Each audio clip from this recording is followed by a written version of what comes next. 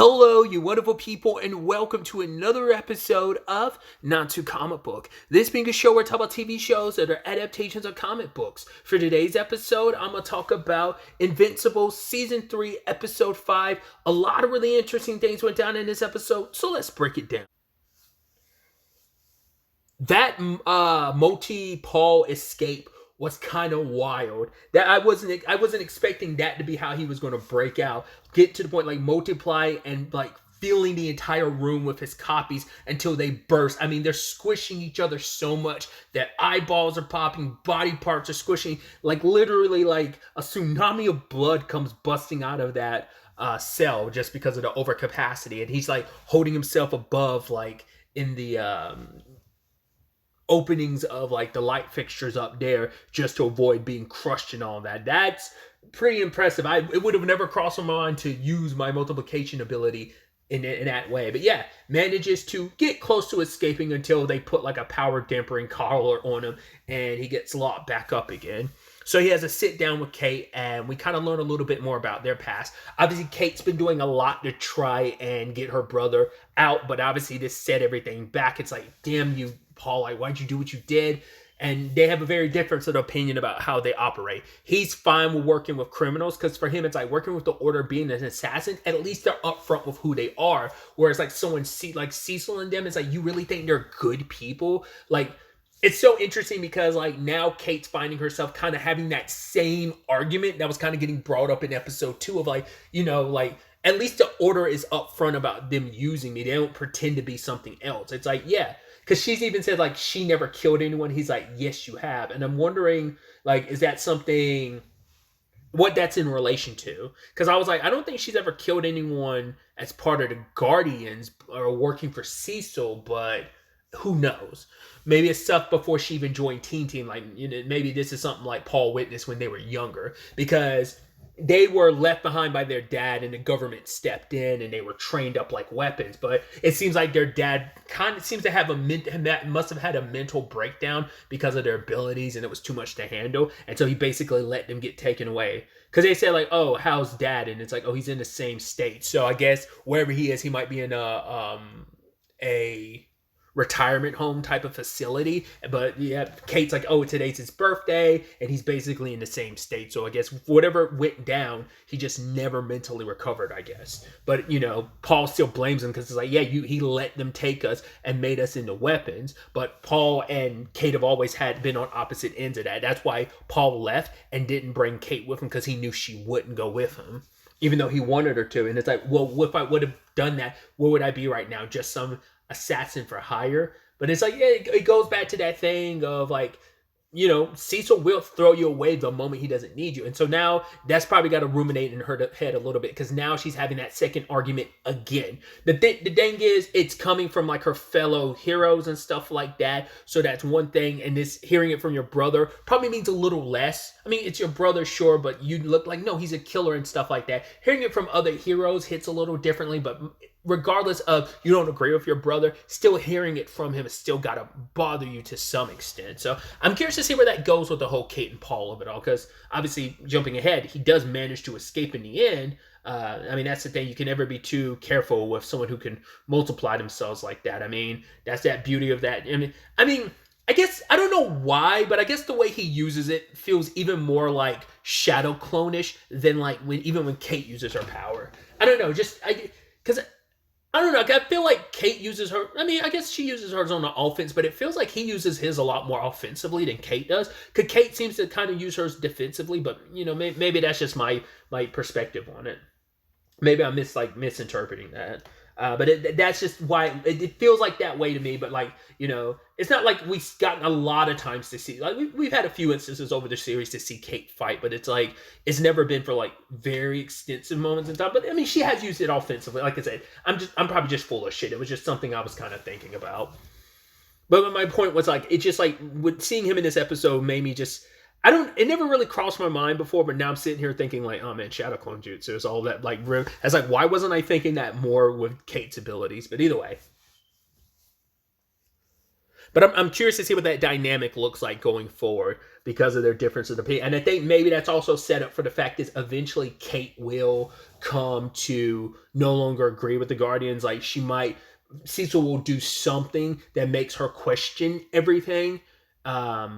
We'll see, because she'll probably have to be stuck between, what do you do? Do you kill your brother, or do you go along with him? Because it might be kind of a Sophie's choice, that she might be put in a very compromised position where she has to make that ultimatum, choice. So we'll see where things kind of go on that front. But the main crux of the episode revolves around, kind of a twofold thing. Obviously, Titan's trying to, he's built his community up, he's taking care of it, but Mr. Liu is still adamant about, get Paul out of prison. It's like, well, I tried to get Paul out of prison, didn't work. Invincible stopped us. The problem on top of that, too, is there's too much heat on us right now. And that's also the thing, too, because even Titan asked Isotope, why is he so anal about this? I'm sure he has other assassins, and Isotope said, it's not even about multi-Paul necessarily. It's about the principle. It's about you proving that you can bend the knee and do what you're ordered to do and take orders, because you've been so resilient. So probably if Titan had put up so much fuss about this initially,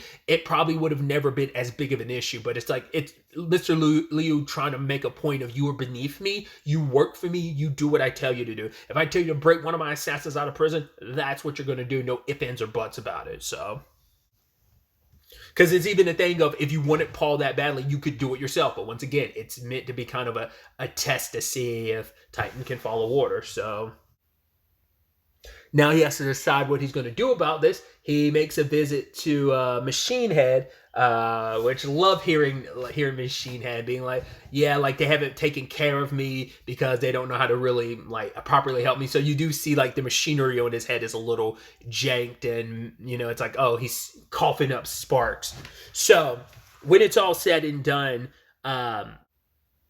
Machine Head's he looks back on Battle Beast, beating the living breaks off of Invincible back in season 1. He's like, I look back on that. Good times, good times. But he's just like, yeah, you and Isotope stabbed me in the back. But Titan brings up the point, right, you guys underestimated me. That was your problem. You think just because you're part machine and I'm just rocks, you think you're smarter than me. And, that's not the case. Titan is, there's a difference between being business savvy and smart versus being street smart, because street smarts can beat out business and criminal smarts any day, because you look at things, you think outside the box, and that can come in handy, and it's proved to be fruitful and beneficial for Titan time and time again. At the same time this is all going down, Mark and Eve, I love the whole thing of them trying to pretend oh, Eve, why don't you just oh my God, why'd you show up at our front door? She's like, oh yeah, I just happened to be in the neighborhood. And I love all of being why'd you fly out Mark's bedroom if you're just going to come back through the front door? And just the whole Mark and him kicking each other under the table thing, which is actually really adorable, and it plays into what Mark says later about oh, it's nice having a little brother. He was an only child for all of his life, so it's kind of nice having someone else to kind of bounce off of. Yes, there's a heavy responsibility with it, but it's kind of nice being the older sibling. Just using my personal example, I'm the youngest of my of 3 children. I'm the youngest, so I've always been little brother, never older sibling. But it tinges and all that side. But my point is, for Mark, it's a new experience, and he really likes it. So, and you can tell it's obvious that Deb because she even said oh yeah, I had Oliver prepare an extra plate, and he's like, oh my God, that's so crazy you did it. It's yeah, Deb's not stupid. She's I already knew you guys were doing that, and she even brings it up later on. Mark's I don't want to hear it. It's so interesting because it kind of reflects a little bit of that season 1 thing where her and Nolan were kind of doing it, and then they kind of quickly spruced the place up pretending they didn't do it, and then this whole making out thing, he's please don't do that, and she's come on, it's kind of a good sign that there's a healthy sexual relationship going on between your mom and dad. So, and for her it's oh my God, it's healthy, you're both adults, so it's perfectly fine, I'm happy for you and stuff. And he's like, I'm not trying to have that conversation. I'm sure for her it's yeah, don't get Eve knocked up. We're not really in a position to have any more Viltrumite-esque babies floating about, so. But either way, they had suggested moving out, which a lot of this is hitting pretty hard, because for Oliver, it's oh, that means my brother's going to be moving out. Who am I supposed to play with? And Eve, not just Eve, Deb likes having. I keep shortening her name Deb. When I say Deb, I immediately think of Deb from Dexter. Debbie likes having Mark around because it's just kind of like, and it's just after everything that's been, yes, some time has passed. It's still the thing of, she kind of already had to say goodbye to her baby boy before because he was off to college, but now he's back. And it's just, it's nice having him around. And it's like, just kind of letting him go again is going to be hard, especially once again, which is even more stuff has gone down since she dropped him off at college, so that's a lot. But yeah, they're trying to figure out what they're gonna do for a house. It's like Mark gets like, oh, you could can't you just make us a house like you made a tree house? She's like, where? In the park? She's like, there's zoning codes and stuff like that. And he's like, right, that makes sense. So she goes off and starts like a private security company called Invincible Inc. And I love that when she went to the prison, she's dressed up like with glasses and very like business attire, which I was like, yeah, because even the prison warden was like, who are you? Like, well, you look 19, because she is. I was like, yeah, she's trying to look more adult, and it's hilarious. Which, speaking of that warden, the moment I heard, I was like, that sounds like Mama Winslow from Family Matters, and it is Jo Marie Payton. I haven't seen Family Matters since I was in high school when I was watching reruns of it. But like, yeah, I couldn't even remember Harriet's name until I looked her up. Which is obviously interesting and funny considering Reginald, who played Carl Winslow, voiced Mark's principal, both at high school and like the dean at the college that Mark went to. So funny, it's funny how stuff like that works out. So I thought that was neat. But yeah, they're trying to make like a private company. It's like, yeah, like have a superhero kind of be your personal defense at the prison. I was like, oh, that's going to be interesting considering like, well, you're going to have your day-to-day like superhero stuff, but then you're also going to have like almost like service private security for this prison, which is interesting. I mean, it's also like, well, once again, the conversation I brought it up previously, like, well, what is Mark going to do as Mark Grayson? Because it's like a lot of stuff you're doing is just as invincible. You're not going to college anymore. So, and even you being at home is still you as invincible because you're doing your thing as Mark Grayson with power. So it was just interesting to see what direction they were going to go. By the end of it, it does seem like they're still going to keep the company. So I'm curious to see what becomes of that. If they really utilize that in the future or not, whether that just stays in this episode or was that something they might circle back to and expand upon. Like, might be a group that Mark, as because he's not going to go back to Cecil, at least for now. But I mean, who knows what the future holds. I still say he's going to go back to Cecil eventually when he kind of sees the world's not as black and white as he'd want it to be. There are shades of gray, and even though the shades of Cecil's shades of gray are a lot darker than Mark is comfortable with, but it might be a reality he has to come to terms with. We'll have to wait and see, like I said. But especially because it seems like the overarching theme of this too is the continuation of Mark getting older and trying to be an adult, So he wanted to try and be an adult with his girlfriend in his capacity, trying to learn from his mistakes because Titan was causing a problem at the prison, which I thought, like, are you trying to get arrested so you can like be on the inside of the prison and do what you're going to do? But no, he's trying to draw Mark into another plan. And it's like, Mark's like, I'm not stupid. The last time I helped you, I literally almost died. He's like, yeah, I didn't mean for things to kind of go that way. He's like, yeah, I tried to make sure you were taken care of, but at the same time, it's like, I needed to remove Machine Head. And it's like, yeah, it brings up the order of Mr. Liu. I even love they brought the bit back where Mark has to carry him as they fly. He's like, this is still some bullshit. But yeah, like, look at this community. There's no murders here. There's no stuff here, there, none of that. Like, this community's been built up. It's a good place again. But Mark's like, yeah, so no one else's crimes are going down, like, happening, but yours are, but it's kind of that necessary evil of I rule this neighborhood, but even I'm not being flagrant about it. I am just ruling with an iron fist in some capacities. I'm just making sure this neighborhood is taken care of. But like Mr. Liu and them, they're the greater evil. I mean, they are an international criminal organization, so they are the greater evil. And at first, I thought he was asking for Mark's help in taking out Mr. Liu, but he probably knew that Mark would just say no to that. So it's like, oh, I'm not going to bust Multi-Paul out, because for him it's like Multi-Paul is a criminal. He tried to kill Rex. Once again, he's very black and white about it. Like, this is where he deserves to be. I'm not going to help you, even though it is. And even Eve agreed. Like, yes, Titan might be the lesser of two evils, but he's still a bad guy. And once again, this is where you kind of get into that. I mean, it all comes down to people's moral compasses. How much gray are you comfortable with? Cecil is perfectly fine with a lot of gray, and now Mark is kind of questioning how much he's going to be comfortable with. That's what he has to strive and deal with as things kind of progress. But he's now kind of questioning that, like, was I wrong not to listen to Titan? But it's like, yeah, Titan lied to you before, nearly got you killed. Also, Eve has a similar moral compass as you, so she kind of sees like, no, you're valid in feeling the way you do. But Liu, you had Isotope flipping so much. It's like, that guy always flip flop, but you never know how much flip flopping is real and how much is, because it's like, wait, did you really betray Titan? This is part of some thing. I don't know. Titan's getting his ass whooped. Because at first I was expecting Mark to show up. Like when he flies out the window, I'm like, oh, is Mark going to show up? Nope.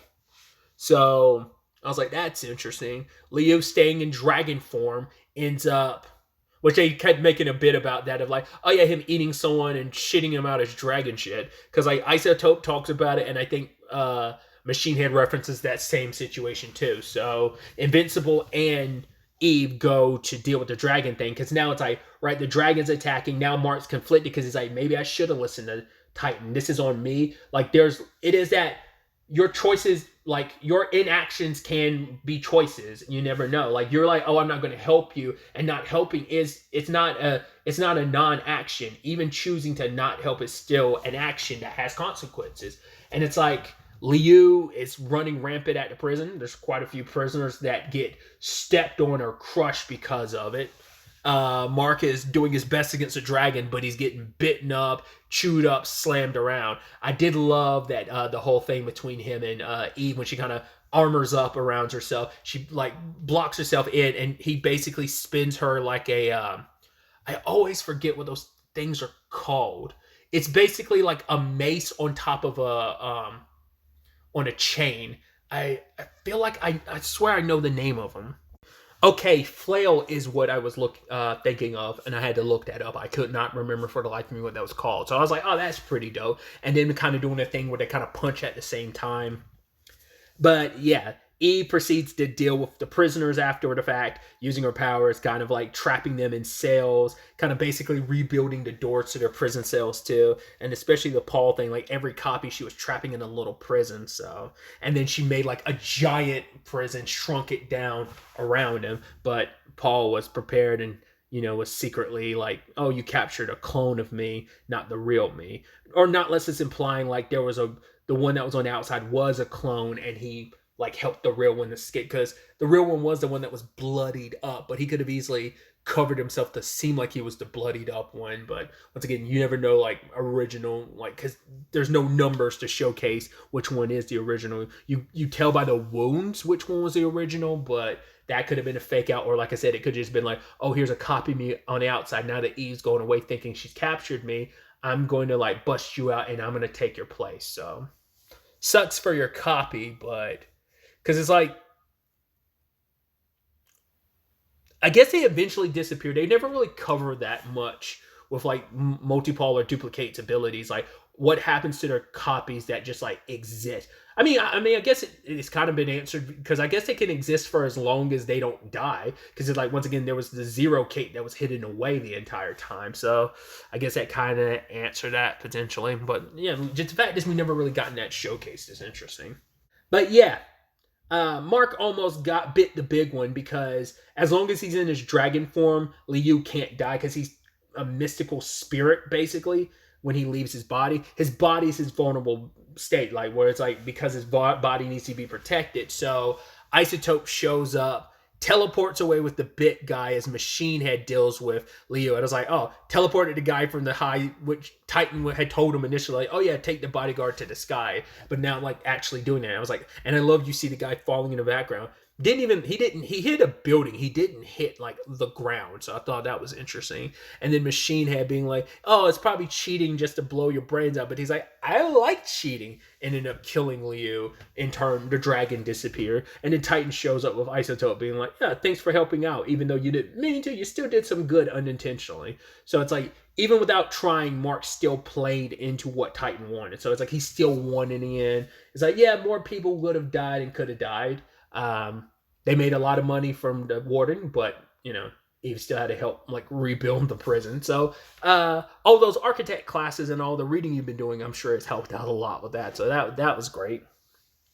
But the whole situation got Mark and Eve thinking about. They both felt like, well, we need to slow down because Mark's like still figuring stuff out. It's like we're rushing too much to try and be adults, which we are, but like we still got time to figure stuff out. Plus, I want to stay behind. Like I like having a brother, and also like, it's not fair for my mom to be the only one looking after Oliver. Like he's my brother. He's my responsibility too. But Eve also appreciates it because so much has changed in her life. They're now dating. She's going to college.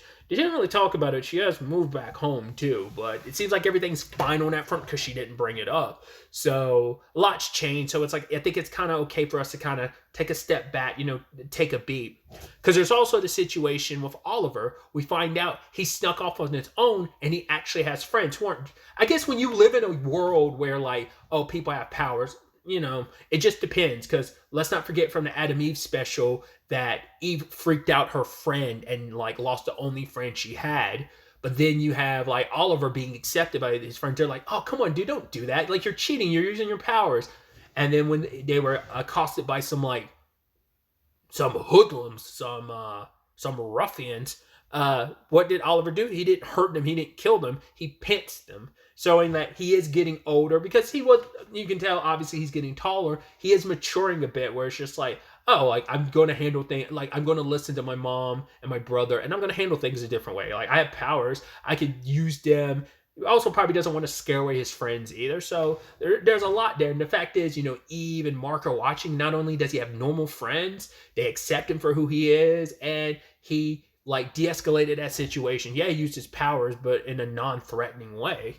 And so Mark was like, yeah, I was actually really proud of him. And obviously Debbie's scared because she was like, right, those kids aren't bullying him, right? It's like, no. She was worried. Her biggest concern, like as we saw in like episode 1 or 2, she was trying to like make him have the same skin tone as her and Mark just so he can blend in more. But it's like, no, he doesn't need to. I mean, that's going to be an issue, but these are baby steps out into the real world. He's allowed to have friends because despite his situation, being an alien on two fronts, both a Viltrumite and a Thraxan, it's also the thing of, hey, he's still a kid and wants to have friends. It's going to be interesting too, considering like, well, you're going to age faster to your friends because this is you after like 3 months and probably a little more time in between episodes and stuff. But it's like eventually you're going to grow older than your friends, so that's going to get complicated. But yeah.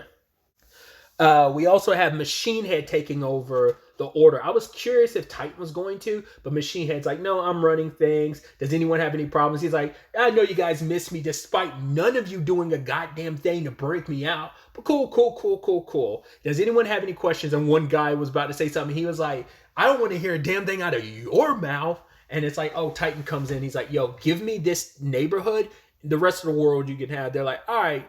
But then he's threatening him. It's like, next time you betray me, I'm going to like drown in the blood of your daughter and eat your wife's like skin. And he's like, even though I don't eat meat because I'm a machine or whatever, he's like, you got me. And Titan doesn't say anything, just walks away. He's like, yeah, that guy right there, he's smarter than you think he is just because he's a whole bunch of rocks and stuff like that.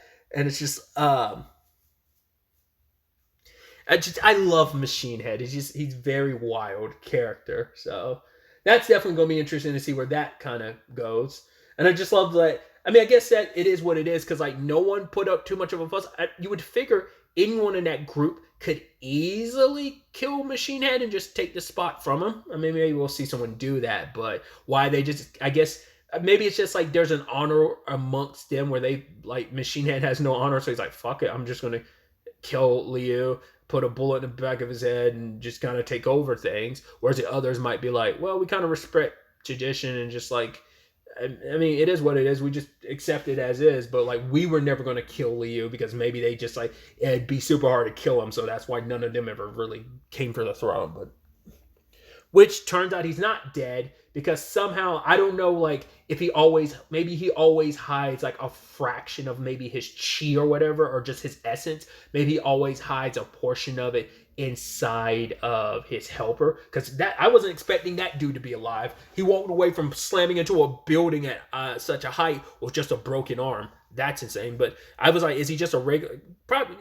Of course, Liu ain't going to keep some regular dude around just to guard his body. So that was interesting. But yeah, Liu's still alive. Now, we don't know if it's going to take a while for him to kind of get back to where he was, or whether it's immediately that he's good again. But yeah, he's still out there, always ready to circle back. I mean, he's going to come after Titan when the time comes. So probably going to want Invincible in your back pocket then, but Marks has more and more reason to hate you every time, because he knows like every time I'm dealing with you, I walked away fucked up. Granted, you weren't, I mean, you're probably decently close to death, all the bite marks and slash marks, but you did not get nearly as fucked up as you did from Battle Beast. So you were a lot closer on the verge of death in that situation than this. So it's slightly better, but not much better. So it's going to be interesting to see how things kind of play out on that front.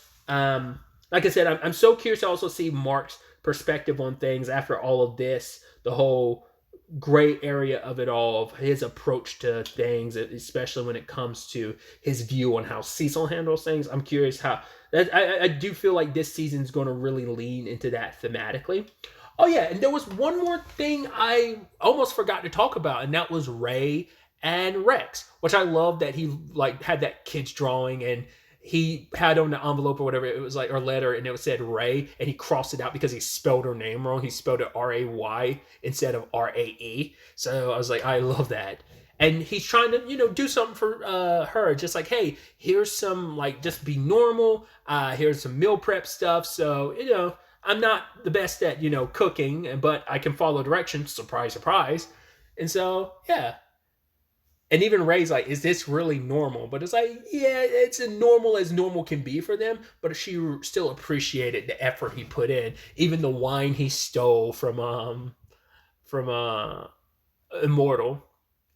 But then them both holding each other's hands. I was like, oh yeah, they definitely got to get together. And I did listen to something recently. I was watching something. Once again, no spoilers. But it was like, I think, because I think I talked about it in like the previous episode. Because I was like, I still don't remember if Rex survived this situation or whether the character situation was different. But Ray, I believe it was Ray and Kate. And not unless the Kate thing played out exactly the same way where it was revealed like, oh, she did survive. But I do believe Ray did die in that situation last season, like in that storyline in the comics.